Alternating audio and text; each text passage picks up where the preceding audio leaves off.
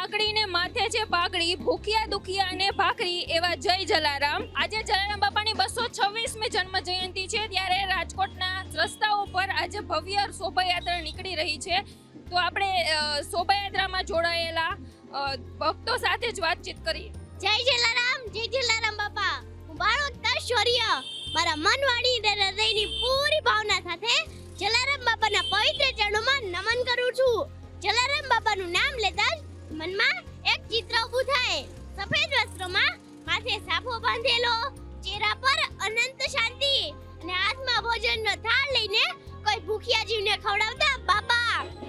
બાબા ભક્તિનો અર્થ સમજાવતા કહેતા કે ભક્તિ એ ફક્ત જપ, તપ કે મંદિરમાં દીવો કરવો નહીં. ભક્તિ એટલે કોઈ બીજાના દુઃખમાં ભાગીદાર થવું, સેવા, દયા અને પ્રેમ કરવો એ જ સાચી ભક્તિ છે. જલારામ બાપાએ વીરપુરમાં ભોજનાલય શરૂ કર્યું, જેને આપણે આજે જલારામ અન્ન ક્ષેત્ર તરીકે જાણીએ છીએ. અહીં એક અનોખી વાત છે. જલારામ બાપાના સમયમાં શરૂ થયેલું રસોડું આજ સુધી એક દિવસ પણ બંધ નથી થયું. ન વરસાદ, ન દુકાળ, ન કોઈ મુશ્કેલી. દરરોજ હજારો લોકો પ્રસાદ લે છે.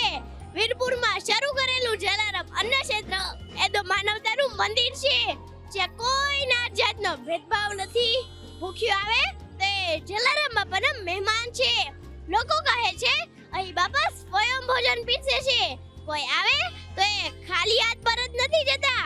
બાપાના અન્ન ક્ષેત્રમાં માનવીને માત્ર ખોરાક નહીં, પરંતુ પ્રેમ, શાંતિ અને આશીર્વાદ પણ મળે છે.